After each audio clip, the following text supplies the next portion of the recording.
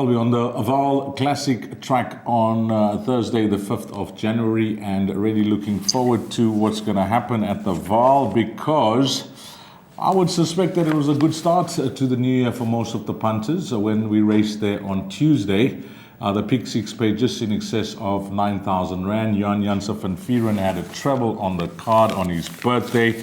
And it was fair results all round. But Alistair Cohen joining us for the Vaal Classic. And I think this is my first show with him for 2023. So a very happy new year to you, Alistair.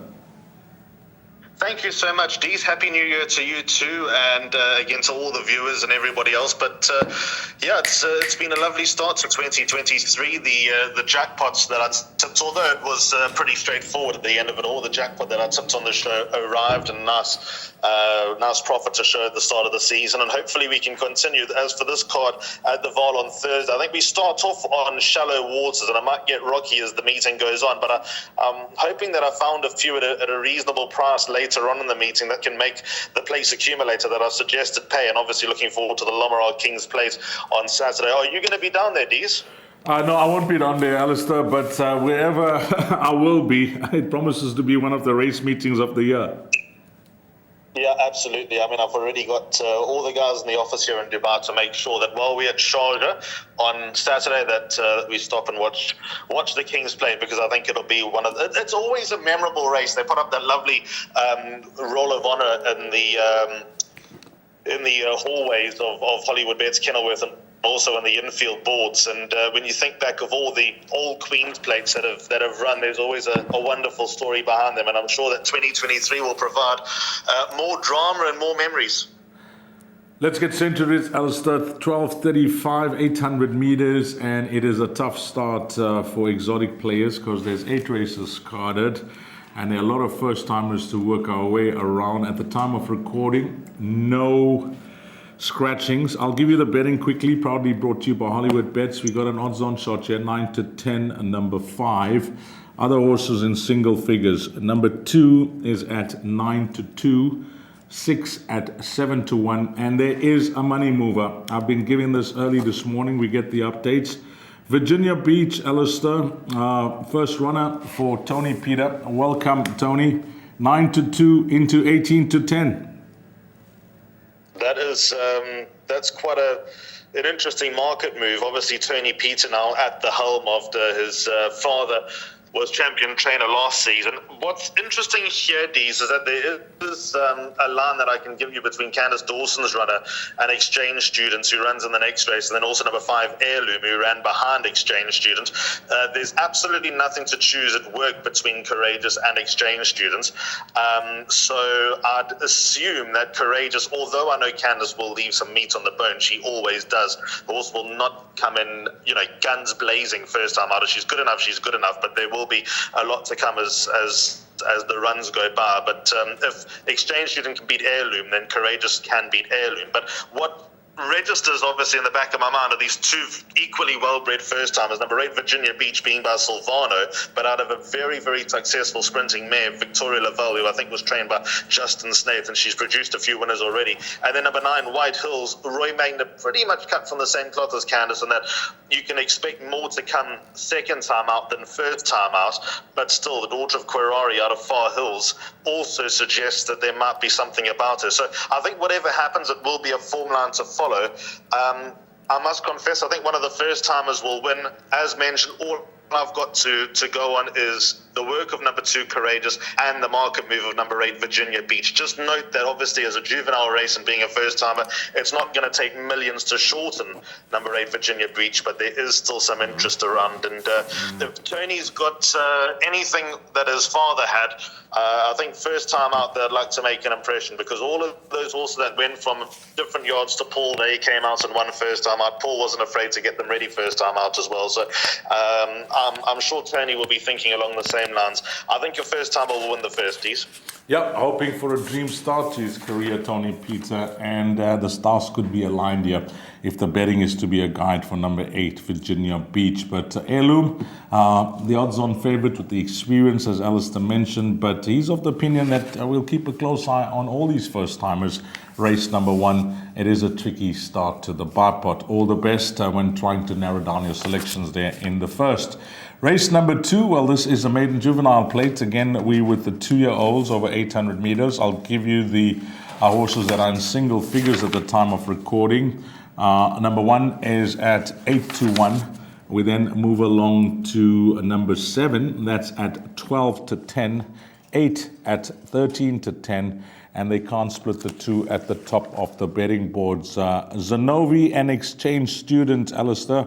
When I have a look at the betting, on debut, Zanovi was obviously the horse that may have been more fancied by the yard because that attracted betting support, whereas Candace's horse drifted out in the betting market. Was there much expected from this filly on debut? She probably exceeded expectations. I know that everyone would have been disappointed had she not sort of run the first 3, but the fact that she got to within half a length of Mrs. Geriatrics and finished in front of Heirloom, and there's an interesting line of form here with Heirloom and Zanovi, which probably puts number 8 Exchange Student. I'm surprised that they got 12-10 Zanovi, 13-10 Exchange Student. Exchange Student probably ran a length or 2 better than what people expected. Also on the day there were 2 800-meter races, and Mrs. Geriatrics' time was nearly a second quicker than the equal race, which came a race earlier. So, yeah, there's obviously a lot to go on, and I can tell you that she has come on at home out of the run. She's come out without a scratch on her, and it looks like at home she's a lot wiser and knows what it's all about. So hopefully she can continue on that trend. 8 Exchange Student finished in front of Heirloom in that run to Mr. Geriatrics, and Zanovi finished behind Heirloom in that run to Ripple Effect. So I think that's got to point you into the direction of the filly, who also gets a valuable 2.5 kilo pool. What is potentially against her is that Zanovi's drawn on the right side of the track on the Vaal Classic track, and Exchange Student is drawn on what's perceived to be the wrong side of the track. So that's got to linger in the back of one's mind. I think from a place accumulator perspective, one or the other should do you good. I think from an exacta perspective, if you just want to build up an extra few rand leading into the pick 6, you can box the 2 up and enjoy what's probably to come. Of the first timers, I think the most appealing one's probably number 2, Commander of All, the son of Captain of All, out of a quick mare. She could be precocious and also gets 4 kilos off the back and is drawn on the right side of the track. So he could be the best of the first timers, but I expect 7 from 8 or 8 from 7 in race number 2. Yeah, I think that could be the exacta of the day, whether either wins and the other runs second. I think you'll get much better than, what's the best price? 13-10 Exchange. I think you'll get much better than that with that exacta box. So that could be the play of the day if you're not a man that's convinced with either or and want to have a strike on the head. I agree with Alistair. You will safely double up there in whatever bet you're playing. Buy pot or place accumulator with 7 and 8. Race number 3, 1600 meters. The pick 6 paid just a shy under 10,000 Rand on Tuesday. And I looked at the results. It was, a dividend that, I was actually surprised that it paid that well, Alistair. In fact, I played it hard, and I went out in the last leg where Muzieni came to win with that maiden win. I think it was United Council, if I'm not mistaken. But that pick 6, I was kicking myself because it paid really well considering the results and the small fields as well. Yeah, I think everyone in that dog would have bankered Royal Victory, especially after the scratching of Thunderstruck and also Puerto Manzano. They did look the part. They both got the job done. United Council was one of those, if you were going to go she was always in the extra category, was United Council. If you were going to go 1 or 2 more, she was always going to be the other addition. So I think punters that might not have trusted, what they saw in front of them in what looked to be a tricky race, they would have gone in with United Council. Other winners, Out of the Darkness was an automatic entry. I thought Miss Cool was an automatic entry, although not my first choice. I ended up putting her in. I think a reasonable payout, but I think that also goes to show that there was a decent pool. I think nearly 1.2 million rand to start that meeting. So I think punters get obviously a better bang for their buck.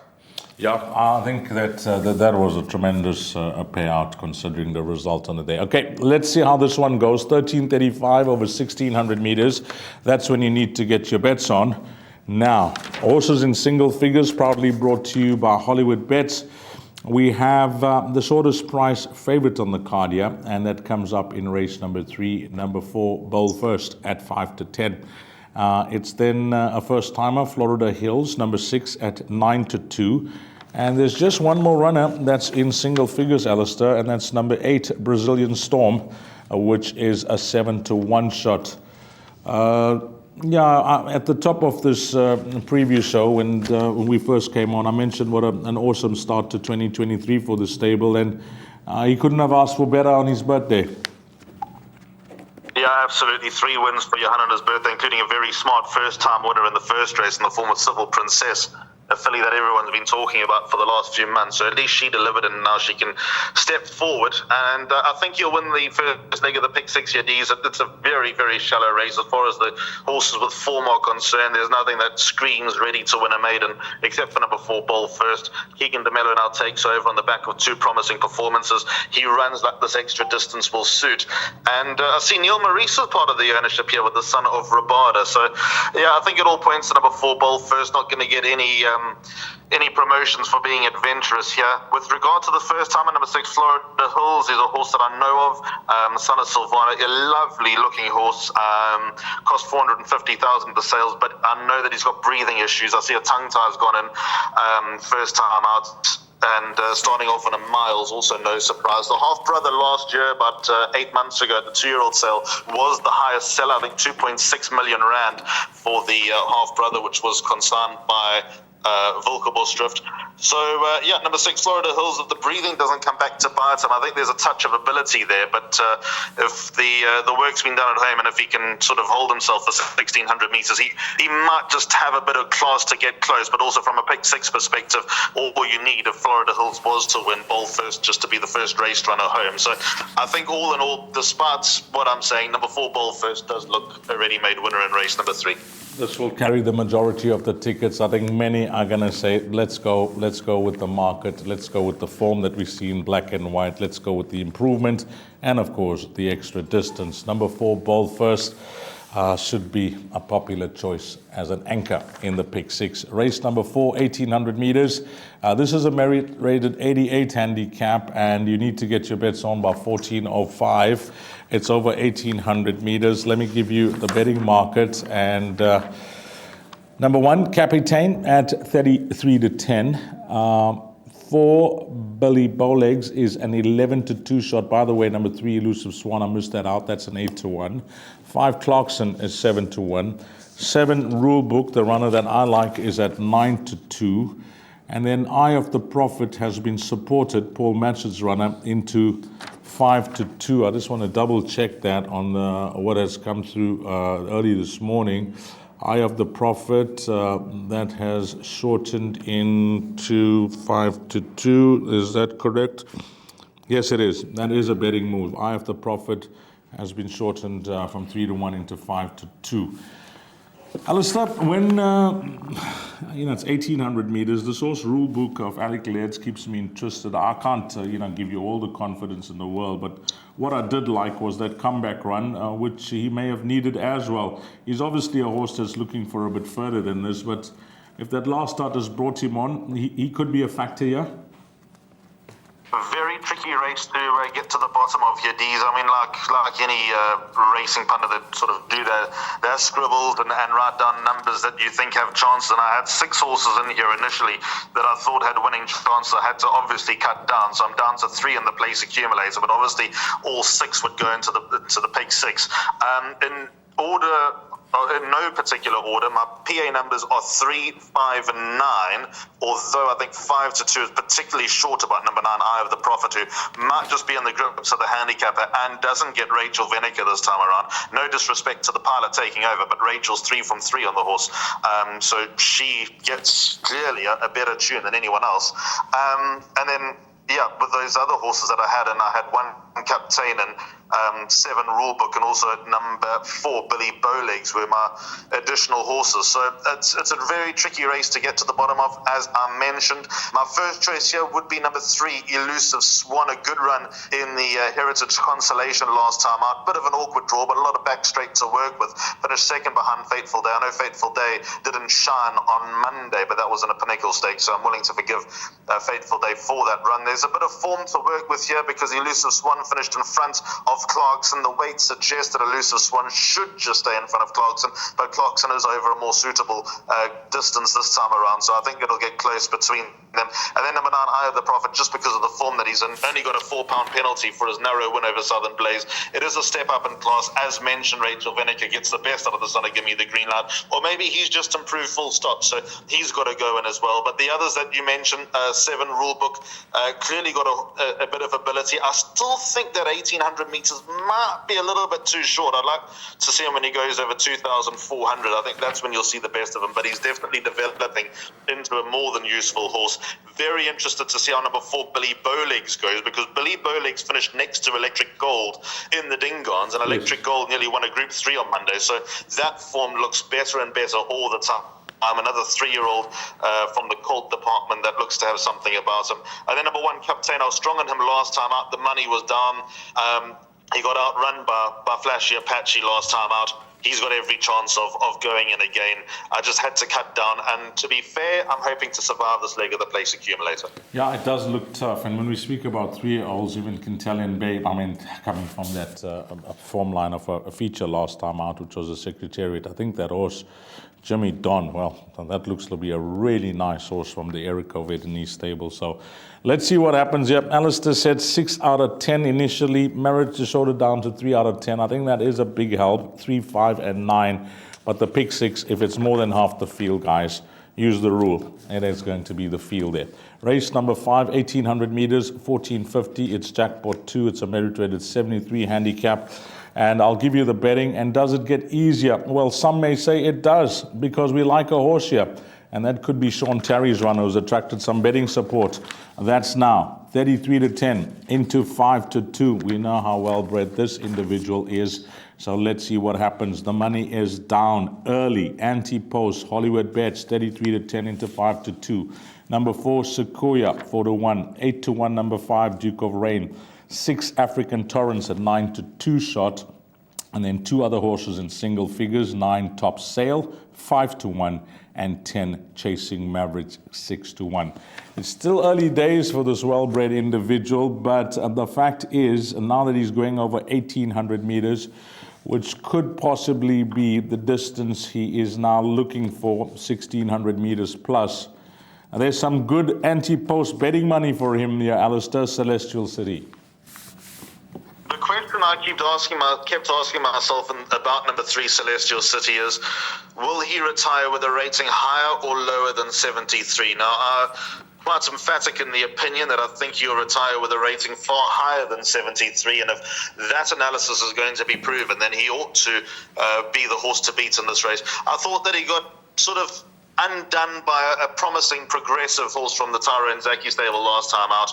I think 1800 meters will be more suitable to him. The draw's a little bit of a concern, but I think there's enough pace in this race with the likes of Bally Magic coming in here. So I think Celestial City will be able to nestle in. Sean Terry's yard has been in good form of late, with Calvin Habib riding most of those winners. And I think that run under the belt last time, although getting a £4 penalty, will do him a lot more good than harm. So he is comfortably my first selection in race number 5. The money makes me happy to hear, and I think that he's the one to beat. I've backed him up in the place accumulator, and the reason why I've backed him up, I don't think many punters will go in with number 10 Chasing Mavericks, but I like Muzi Yerni's booking on this horse. I like the fact that he'll probably sit quite handily, and he might be difficult to, when I say difficult to peg back, I think there might be a few horses that are coming out of the pack late that might not get to number 10 Chasing Mavericks. So I'm hoping to double up in this leg of the place accumulator, and with a horse, I don't think, look, he's not obviously at any old price, but I think in an open race bar Celestial City, I think we'll be knocking a few PA tickets out. So hoping to double up and knock tickets out in the process with number 10 Chasing Mavericks running into the first 3. My suggested play in race 5 will be swingers between the 2. Yeah, I think now that I've had this small discussion with you, I was on the fence on what I was going to do in this race, but I just feel that I read the same way that you have. This horse over 2,000 meters. That's what I'm. If this was over 2,000 meters, I was going to take a big stab here and say let's go all in. But 1,800 meters, I think, is what he's looking for. 73, it could be a generous mark over a shorter distance, a distance that, he's done well over. Of course, he's won over, 1,600, but 73 could be a generous mark over 1,800, 2,000 meters. I think number 3, Celestial City. Now that, I've just had this little discussion with you, I'm going to go all in here, Alistair. I'm not going to play games on this card now. We've got a banker, ball first. I think this is the second banker on the card. So I'm going to go all in here. With all due respect to the field, it'll be a nice test for him. I wouldn't put you off. I think that he is undoubtedly the horse to beat. In fact, I'd be disappointed if he weren't to win here, because if he can't win a race of this caliber, off that rating, then I think there might be a few scratched heads the next day. Yeah, I think that's it. We're matching the pedigree, we're matching the siblings, and we're matching the distance.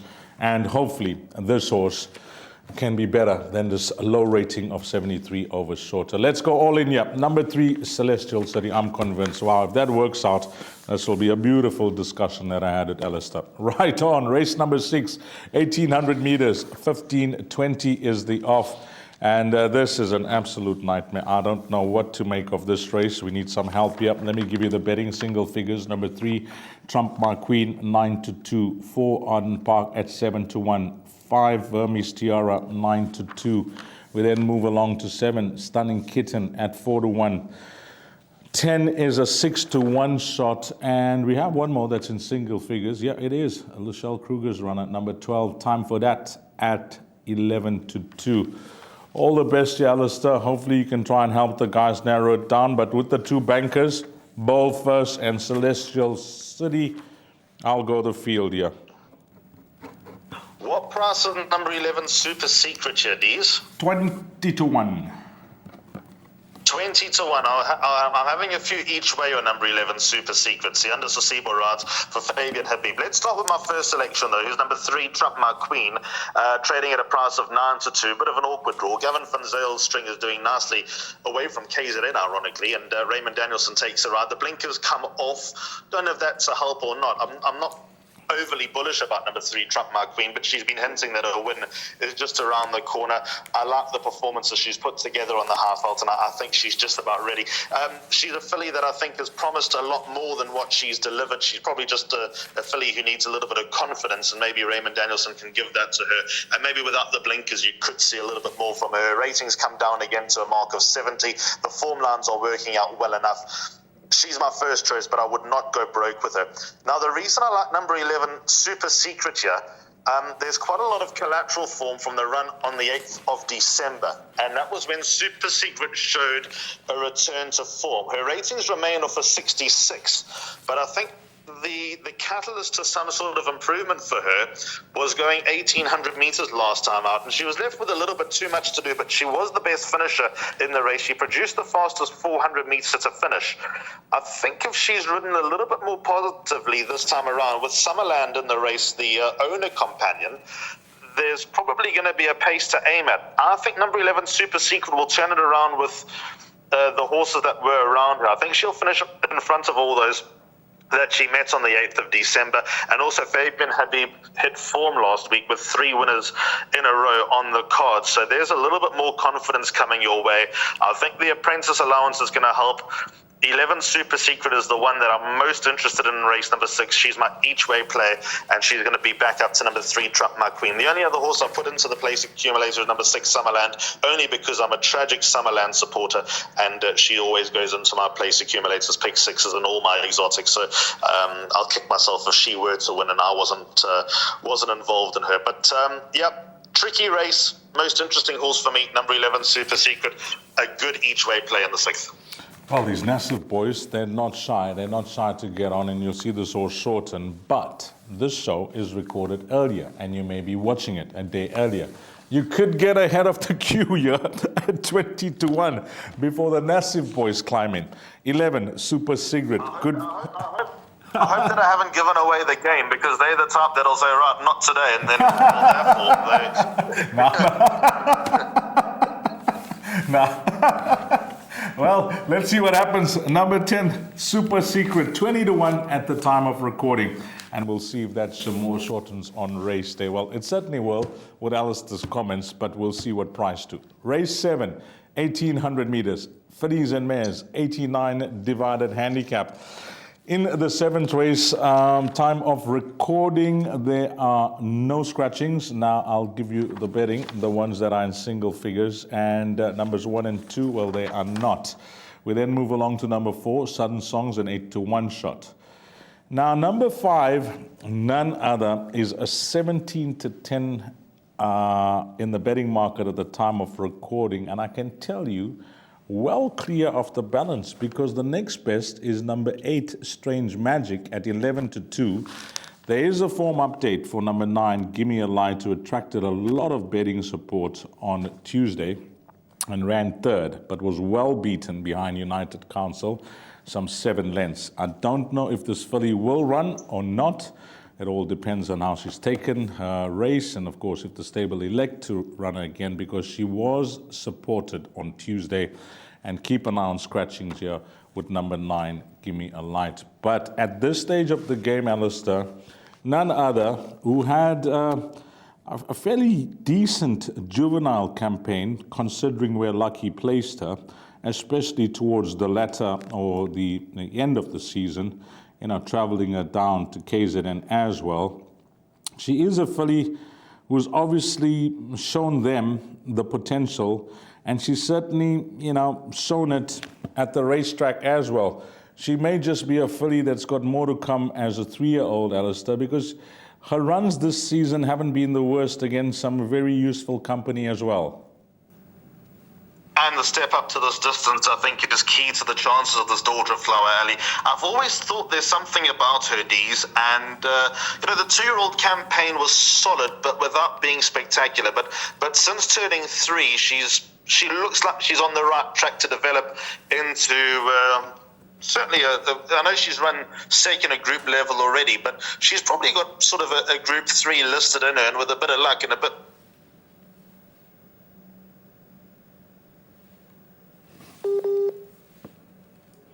Well, we just lost Alistair there, so the guys will try and get him back. But he was talking about none other there. We'll try and get him back. Let's bring the field on screen and just have a look at that field, and I'll talk through it.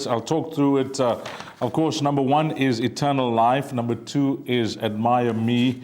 Eternal Life's a 14-1 shot. Number 2, Admires Me, is a 12-1. Ballroom Bliss, number 3, is a 20-1 shot. 4, Sudden Song, is an 8-1 shot.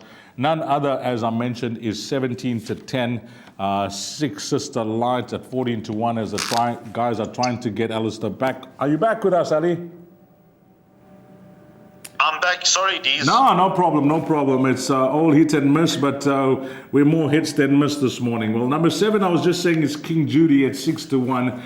Strange Magic at 11-2. And then, of course, the horse that there is a question mark whether it runs or not. We're speaking about none other, and I must agree with you. This filly, she also kept me interested as a juvenile. And the key will obviously be the distance for you. But are you surprised, or is it the lack of form amongst the opposition that's got her at 17-10? I thought 17-10 is a bit short, Dean. I think that's a bit skinny. Although she does set quite a high standard, she does take on a 3-year-old of a very, very light weight who's got ability, and a few older horses who bring some appealing form. Just to go back to that, 5 None Other undoubtedly sets the standard. She is the horse they need to beat. But this is what I can tell you about number 8, Strange Magic. Her win over Queen of Smoke was was impressive. There was a long way back to the third place horse. Queen of Smoke obviously crossed the line first subsequently and got demoted in the boardroom, and then ran nicely in the 3 Troikas on Monday, so the form's working out well. Her only run over 1,800 metres, forget about it. Never mind the start she got. The start was awful, but that was the day when the float got stuck on the Rheinkiesfontein float got stuck on the side of the road, and she absolutely hated the experience. There were protests by Wits University, and the Rheinkies horses in the last 2 races on the 10th of November all ran dismally, and number 8 Strange Magic was sadly a victim of that. So Candice has always thought that she'll get better when she goes over a trip, so expect a good run from number 8 Strange Magic. If she goes close to none other, being a minority shareholder in number 8 Strange Magic, I'll be very, very pleased. But it'll be a nice gauge to see exactly where we are. The other horse I've included in my place accumulator, you might be surprised that I've gone 3 horses here, is number 3 Ballroom Bliss, back in a handicap. Bar and Boort's trains. JP van der Merwe takes the ride. Was obviously not her run last time out. If she repeats the penultimate start behind Eternal Life with a valuable, with a slight swing at the weights, I think number 3 Ballroom Bliss can get into the money. If you take the 3-year-old fillies out of the race, it's wide open. I think the 3-year-old fillies are the key here. 3-year-old fillies are the key in race number 7. We're on to the lucky last, and this is where things will close off and give you the horses in single figures. Number 1, Cool Winter, 8-1. 2, Fog Bank, 4-1. Moving along to number 3, Coming in Hot, 11-2. Stormy Seas is one of the runners that I fancy at 4-1. 5, Ready to Fly, filly, daughter of Gimme the Green Light, 9-2. 6, Latasha's Angel, mare, 5-1. Open company here. 8, Great Times. This is the value for me in the race. Big price, 20-1. Gets my vote for the pick. 6, I mentioned that price because I like the horse at 20-1. Other horses in single figures, none, Alistair. So it's all with the low numbers here. And numbers 1 through to 6 are all in single figures. And then it's double figures, numbers 7 through to 12, with the value for me being 8 Great Times. And my top choice is going to be the 4-1 shot, number 4, Stormy Seas. Stormy Seas is also my first choice, Dees, but with absolutely no confidence whatsoever. It's a horrible race. There's no other word to describe it. There's horses here that are knocking on the door. If number 6, Letitia's Angel, was drawn better, she'd be my first choice, but she's got a tricky draw of 9 to overcome. And then equally, another horse I've gone in has drawn 12 out of... at the moment out of 15. I've got a feeling number 13, Big City Girl, will run, but she's also got a tricky draw. So I've gone 4 numbers in the place accumulator and just hoping to survive. They are 1, 4, 6, and 13. I'm taking the chance that number 13, Big City Girl, runs, and if she doesn't, then obviously you can take her out of the place accumulator, and also rely on the favourite to hopefully run to maybe after this number 4 Stormy Seas will find an extra point of support. He's not the most reliable around. He needs a certain type of ride to come from off the pace. It might just suit him with a few horses that have chances drawn wide with a bit of pace, so he might be able to nestle into a reasonable position. But I'm not much help in this final race. I think if you're taking a pick 6, go in with as many as you can afford, hopefully with a few bankers and a few leagues that you can go light early on the card. But if you are alive in your exotics going into the last, it might be a race that you don't want to watch, and just check the result afterwards and hope that the balance is swelled. I love that. You don't want to watch if you're running in the pick 6. No. We have to watch the screen, Ali. We have to watch the race. I can never do that. I'll never close my eyes when the penalty's been taken. Never. Okay. My only advice in the last race is number 8, Great Times, not to be left out. Let's go to Alistair Cohen's place accumulator, which will come up on screen now. He's going to talk us through it. Alistair, over to you. Your PA is up. So PA starts in race 2 on this card at 1:05. Up the banker in the form number 8, Exchange Student. If she doesn't win, I think she'll run second at worst. Race 3, which is the second leg of the PA Banker, number 4, Bowl first. Then open up a bit, 3, 5, and 9 on the third leg, which is race 4. That's Elusive Swan, Clarkson, and Eye of the Prophet.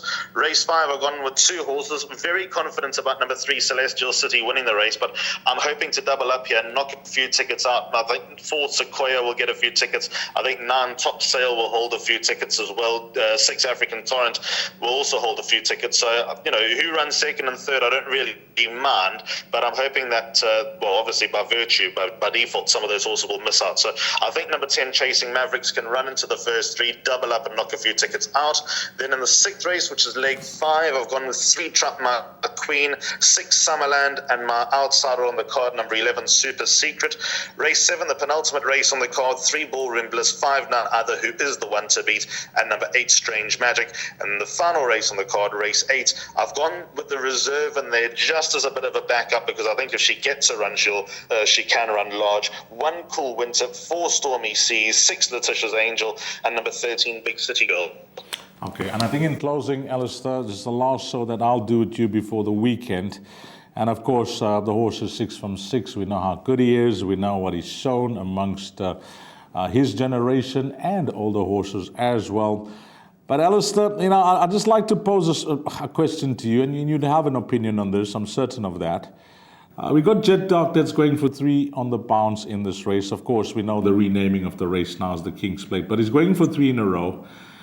And Charles Dickens, he's done everything. He's just been such a horse, such a special horse to watch thus far. But the question that I want to ask you is quite a simple one, and this is what I'll be putting my head around amongst punters and racegoers and having the discussion. Charles Dickens is at 5 to 10, Alistair. And we got an Equus Star and an Equus Champion who's going for 3 in a row at 9 to 2, at 4.5 to 1. And then it's Comedy Ding, who I'm certainly not mentioning on the show. Not that I'm not mentioning him. I'm just mentioning the top 2. He's trading at around 6.5 to 1. But Jet Dark at 9 to 2 and Charles Dickens at 5 to 10. Obviously, the market is determined by risk and then weight of money. But is the race that wide a margin as the betting suggests come Saturday?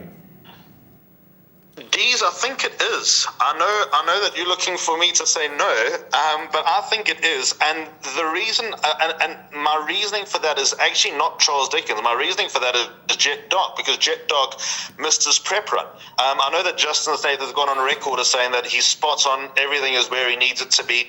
And obviously with the proven horse having won what was the Lombard Queen's Plate twice, now the Lombard King's Plate, he's the horse that sets the standard. He's the horse that Charles Dickens needs to beat, and Charles Dickens has not met anything of the caliber of Jet Dark. When I say not of the caliber, he's blown his entire age group, his well above average age group away. Now he takes on a horse that's been there, done that, and obviously got the class and got the record. But what I've seen from the horse number 9, Charles Dickens, is frightening. And, you can pose a question about the pace. What's number 2, Trip of Fortune, doing there? Is he going to go and do what Canford Lights did in the Guineas? I'm not convinced that will make much of a difference. My worry is whether Elder DeMay is going to get down to 55 kilos. I haven't heard any reports how he's going. Maybe he's absolutely cruising down to 55 kilos. I'm not sure. But, this race on Saturday is going to determine exactly where we are. It's going to determine whether South Africa truly has a new superstar. I think he is a superstar. He's done everything right. But I'm just looking forward to it. And to answer your question, yes, I do think that there is that much of a gap. Not necessarily because of Charles Dickens, but mainly because of Jet Dark missing his prep run. Yeah, he is a superstar. He is a superstar. But if he wins on Saturday, I think then he'll achieve a legendary status in my book. Thanks, Alistair. All the best. Cheers, Dees. Thanks so much for your time. Alistair, and that's it for the Vaal on Thursday from the entire team at Gallop TV. Alistair Cohen and myself, Dees Daan. And, well, hopefully you make a huge profit at the Vaal on Thursday. Until we meet again, you take care. Salani Gashle.